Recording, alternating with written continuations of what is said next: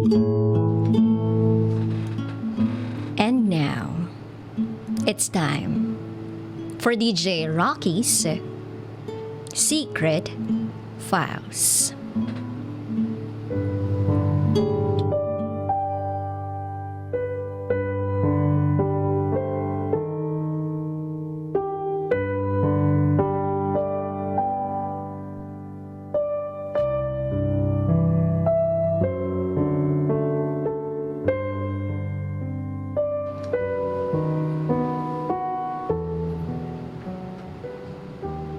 Sinugod siya sa ICU. Wala akong magawa. Kasi nasa ibang bansa ako eh.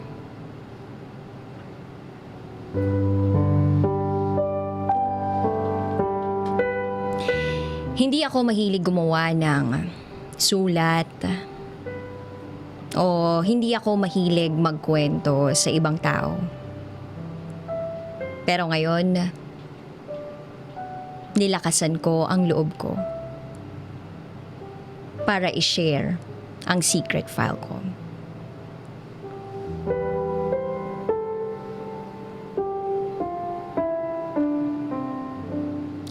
First year high school pa lang kami nang manligaw siya sa akin. Alam naman ng parents ko yun. Siya si Von. Classmate ko siya since grade 1 until college. Sa bawat taon na dumadaan, lalo kaming nagiging close. Way back January 2012, walang pag-aalinlangan. Sinagot ko si Von. Kasi para sa akin, siya ang pinaka-perfect boyfriend. Ipinaramdam niya sa akin yung halaga ko. Siya yung tipo ng boyfriend na hindi mo itatago o hindi mo ikakahiya. Grabe siya mag-effort. Ginagawa talaga niya lahat ng responsibilidad bilang boyfriend. Habang tumatagal kami, hindi pa rin siya nagbabago. Kung ano siya nung magkaibigan pa lang kami, ganun pa rin siya. Ni minsan, hindi kami nagtalo o nag-away.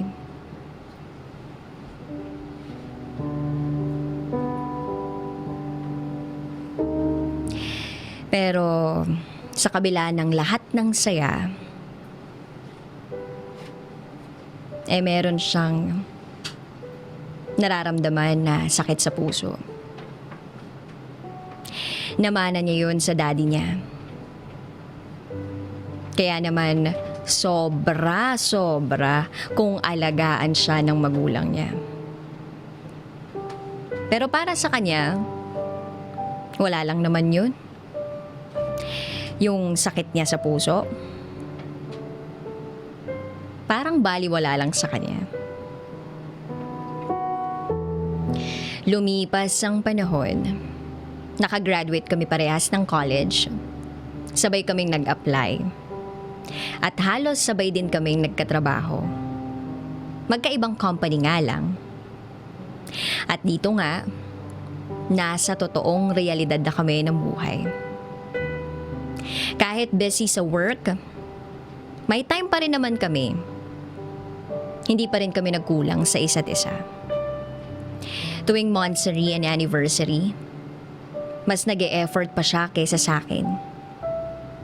At masasabi ko talaga na walang araw na hindi niya ako pinapakilig. Sobrang clingy niya. Aaminin ko, mas matino pa nga siya kaysa sa akin eh. Kung gaano ako kapasaway, yun naman, sobrang tino niya. Pero walang issue sa amin yun. Para kasing magkaibigan yung turingan namin. Nagagawa pa rin naman yung gusto namin. Alam namin yung limitasyon namin. Alam namin kung ano tama't mali. Basta, ang sabi namin sa isa't isa, isesentro namin yung relasyon namin kay Lord. At napaka-importante ng tiwala.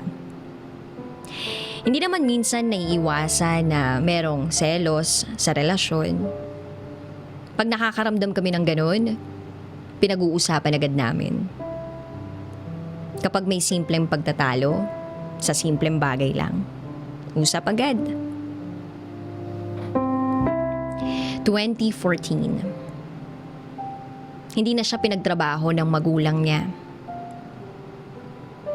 Sa akin, walang issue yun. Dito na nag-start na gawin namin yung bucket list namin. Nag-travel kami kung saan-saan. Sa Pilipinas o international.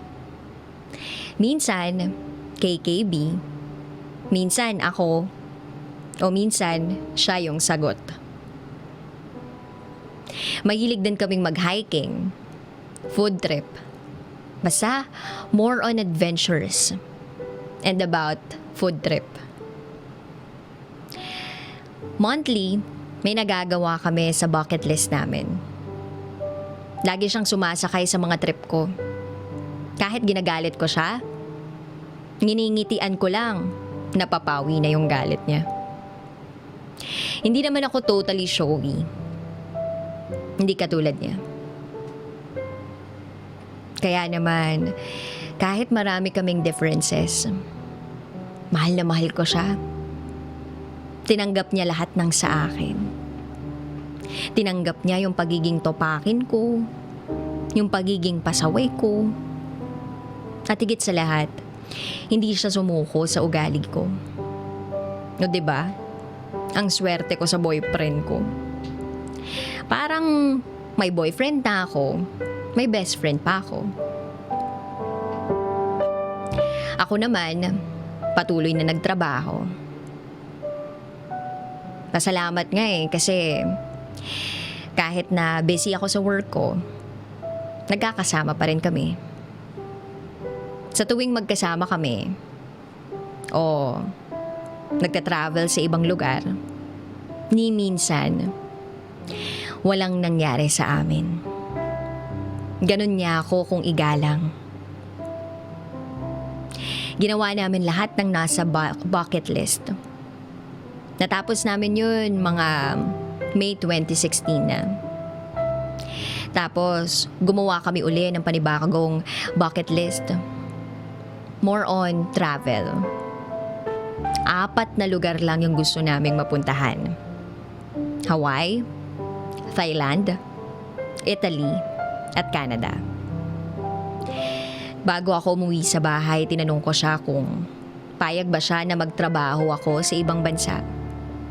Kasi gusto ko rin makatulong sa pamilya ko. Hindi na siya nagdalawang isip. Pumayag siya. Sabi niya, suportahan niya daw ako sa gusto kong mangyari sa buhay ko. At ayun nga, nag-antay na lang ako ng documents galing sa employer ko.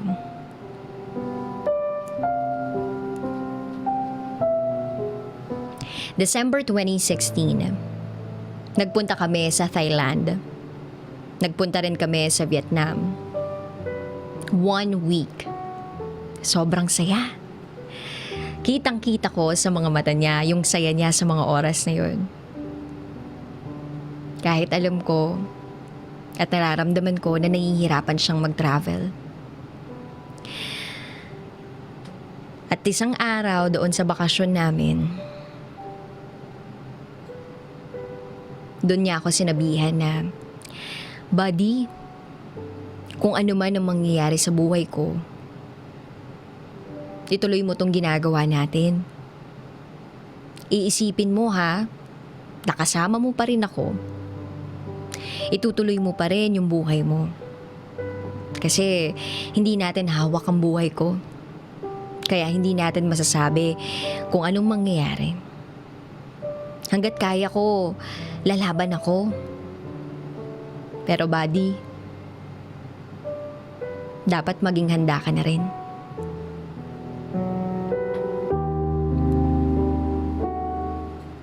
Pinigilan kong umiyak. Hindi ako umiyak sa harap niya. Pinakita ko sa kanya na malakas ako. Pinakita ko sa kanya na wala lang to, kaya namin to, laban lang.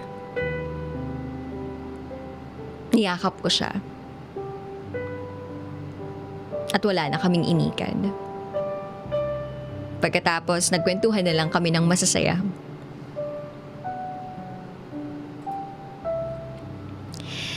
February 2017. Natuloy ako sa UAE para magtrabaho. Walang pagbabago sa amin. Ako yung nag-a-adjust sa oras.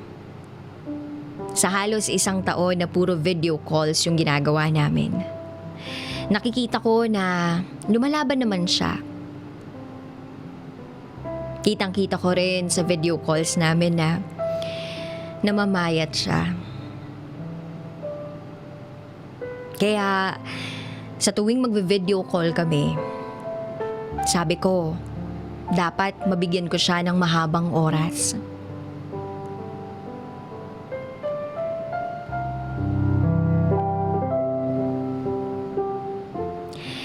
And then, papasok pa lang ang 2018. Nag-file na ako ng vacation. August 2018. Yun yung final ko na vacation. Kasi, birthday niya yun. Kahit na wala ako sa tabi niya, pinaramdam niya sa akin na nandito siya. Ako rin, pinaparamdam ko sa kanya na mahal ko siya. And then, April 2018. Napapadala siyang makonfine sa hospital. Pinakamabilis na araw niya na pagstay sa hospital, 4 days. Madalas, 1 week siya palagi. Hanggang sa katapusan ng May, first week of June. Nagtataka ako, bakit hindi siya sumasagot sa tawag ko?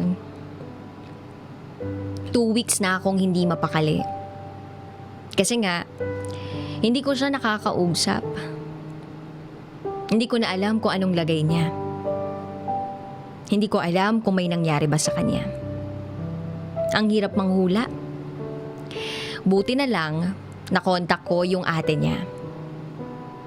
At doon ko nalaman na naka-confine si Von.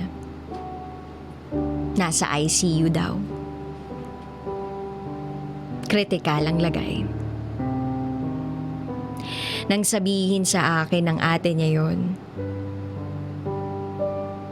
walang salita ang lumalabas sa bibig ko. Nanginginig ang buong katawan ko. At hindi ko na namamalayan. Unti-unti nang bumabagsak ang mga luha sa mata ko.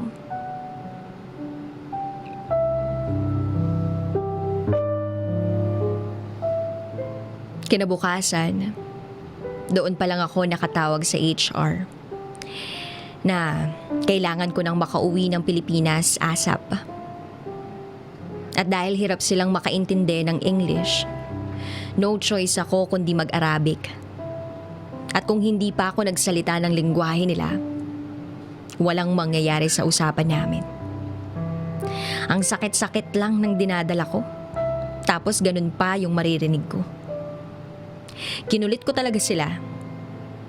Oras lang ang pagitan nang maibook nila ako ng ticket. 23, uuwi ako ng Pilipinas.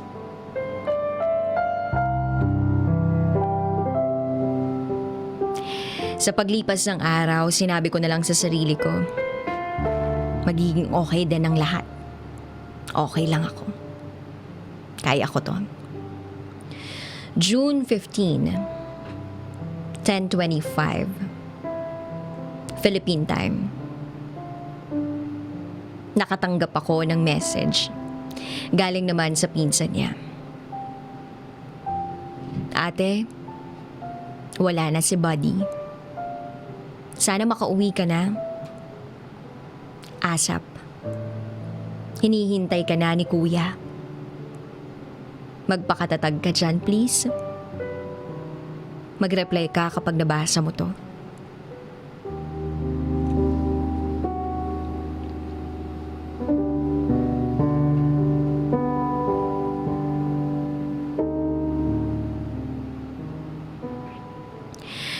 Pagkabasa ko sa message, nag-breakdown ako. Umiyak ako ng umiyak. Hindi ako nakapasok ng araw na yon. Nanghina yung buong katawan ko. Araw-araw akong umiiyak hanggang sa araw ng pag-uwi ko sa Pilipinas. Hindi ko alam kung paano ko haharapin yung araw ko. Hindi ko alam kung paano ko haharapin yung kabaong niya. Sinisisi ko rin yung sarili ko sa nangyari kasi wala ako sa tabi niya ng mga panahong yun. Yung mga buwan at yung mga araw na kailangan niya ako, wala akong alam sa nangyayari sa kanya. Wala akong alam sa totoong nararamdaman niya. Sobrang sakit. Pakiramdam ko kalahati ng katawan ko na wala sa akin.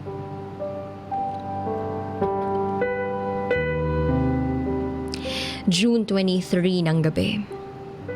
Dumating na ako. Dumiretso ako kay Von. Tinanong ko yung sarili ko. Kaya ko bang harapin?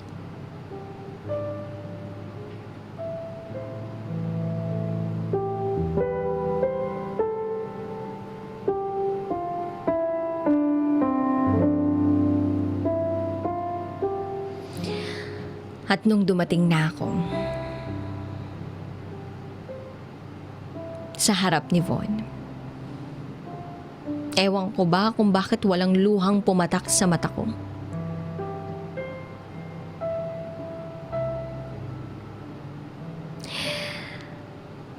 Pero nasabi ko, "Buddy, I love you."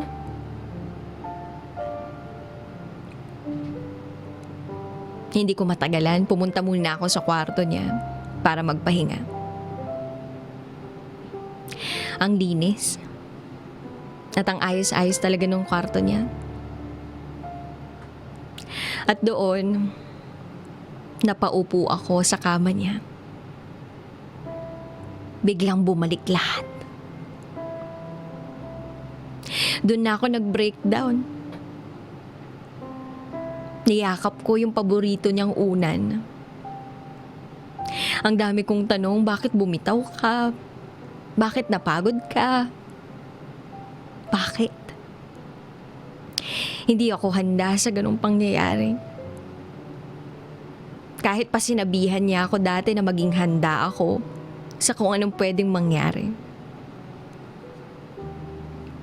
At sinasabi ko, "Buddy, balik ka na, please. Hindi na ako magiging pasaway. Kahit pagalitan mo ako, okay lang. Basta balik ka lang. Ilang araw na lang, ililibing na siya. Hindi ko kakayanin."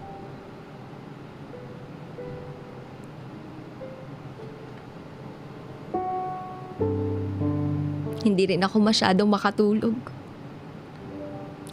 Until last night, ng burol niya. Hindi ko siya iniwan. Hindi ako umalis sa tabi niya.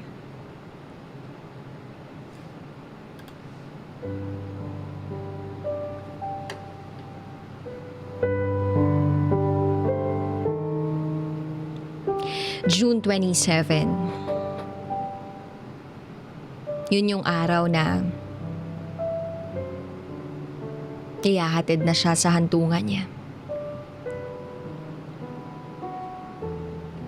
Ito na rin yung huling sulyap ko. Halos mahirapan akong huminga sa sobrang hagulgol ko. Pagkalibing niya, sa bahay pa rin nila ako nagstay. Hindi na muna ako umalis doon. Nasa kwarto lang talaga ako. Hindi ako sumasama kapag inaaya nila akong lumabas. Hindi rin ako nakakatulog. Ang daming tanong sa isipan ko. Merong nag-advise sa akin na wag ko raw sisihin yung sarili ko sa nangyari. Kahit naman daw kasi malayo ako, nagawa ko pa rin naman yung part ko bilang girlfriend. At ipinaramdam ko pa rin yung pagmamahal kahit wala ako sa tabi niya. Ituloy ko lang din yung mga bagay daw na hindi niya nagawa dati. At tuparin ko raw yung mga bagay na hindi namin nagawa. Ngayon, magta-travel ako mag-isa.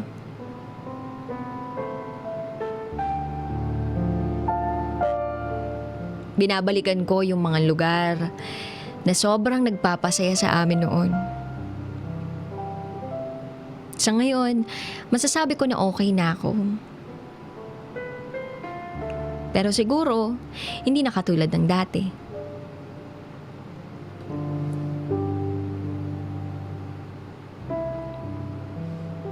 Buddy, kung naririnig mo to, gusto ko lang sabihin sa'yo to. Salamat sa pagiging perfect partner or boyfriend mo. Sa 6 na taon na tayo, sobrang pinagpapasalamat ko yun. Salamat sa araw-araw na ipinaparamdam mo na mahal natin yung isa't isa. At sobrang blessed tayo. Salamat sa mga travel, adventures, nakasama kita. At salamat sa mga suporta mo sa pangarap ko at sa mga gusto kong gawin sa buhay ko. Von, my buddy, my forever, my partner. Namimiss ko na yung mga ngiti mong ang lakas maka-good vibes. Yung mga luto mo na experiment pero masarap. Miss ko nang makahawak ng kamay mo. Ikaw yung travel buddy ko at ka-relationship goal. Mahal kita at alam mo yan, mahal na mahal. Mananatili ka sa puso ko habang buhay.